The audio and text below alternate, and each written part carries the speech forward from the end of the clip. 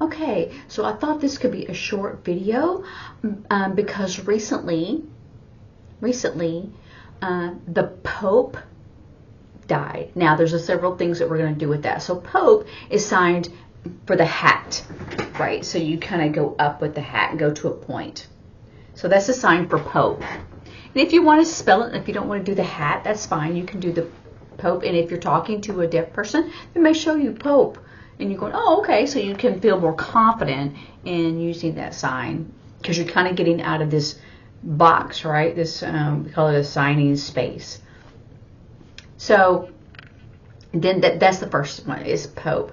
And then the second one is, I said he died. So there's two signs to really say died. So we do this in the South. You know how we grow? Well, in the South, they're gone.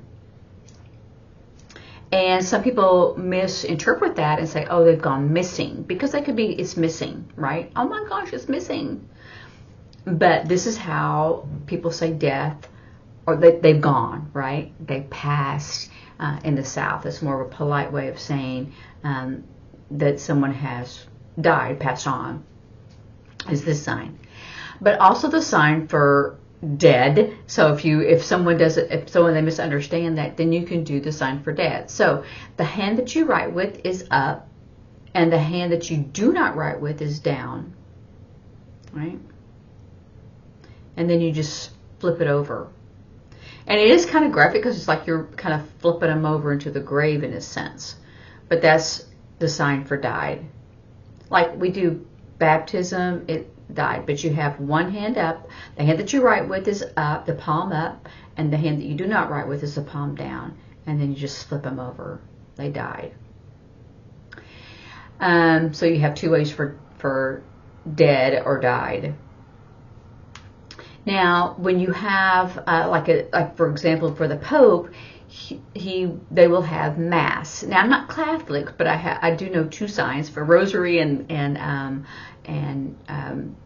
Mass. So Mass is you get your F hand shapes, and you kind of bring it up.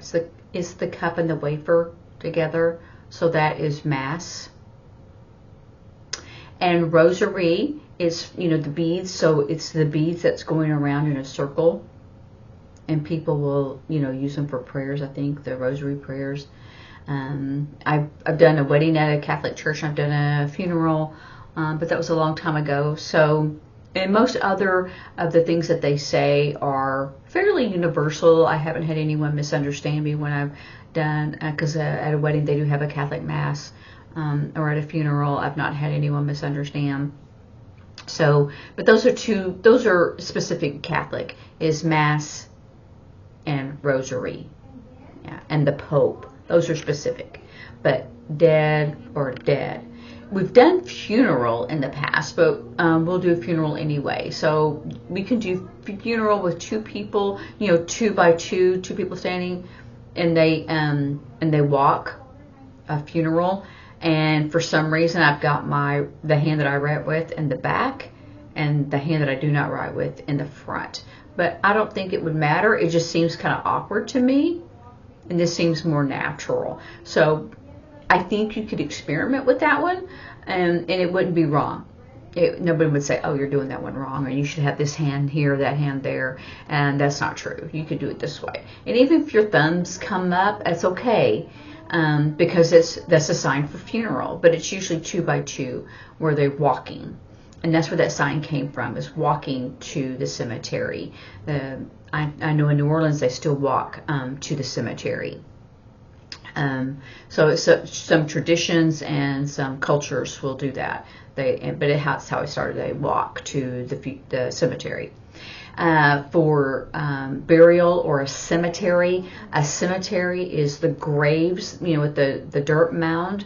That's a recent grave, but that's at a cemetery. And if you wanted to do it like twice, because there's more than one grave, you could do that. But I haven't had anyone we're going to go to the cemetery. I haven't had anyone misunderstand that one. But if you want to do cemetery, that'll be fine because it's plural, right, with multiple graves there.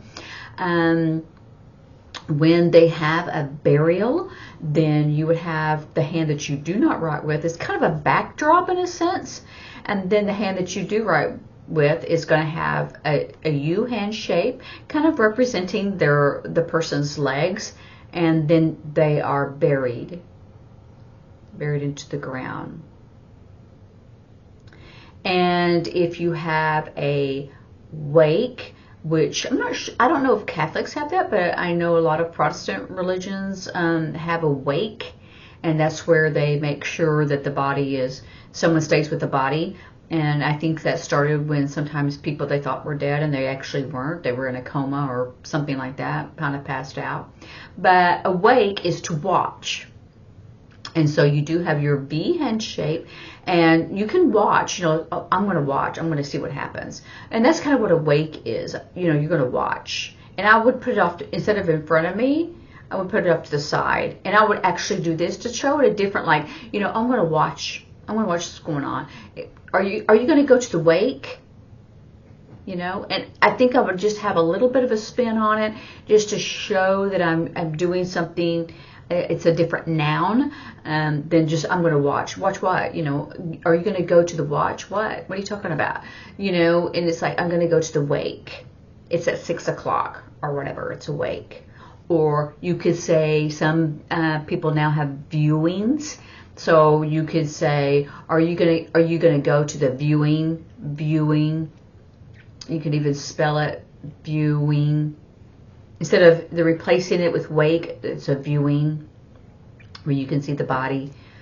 And a casket, you could probably do that different ways, because you could do it this way, or you could do it where it opens up.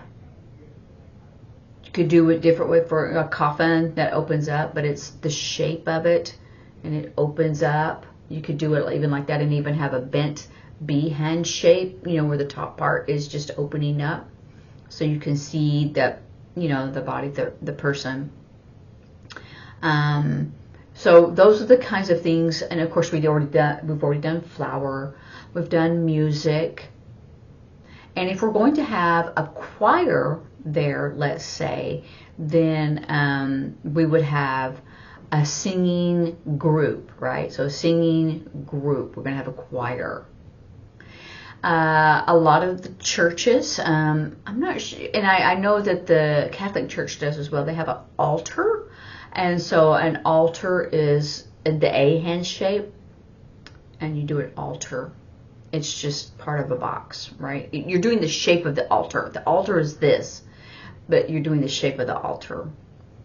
And it has a cloth, and it has candles.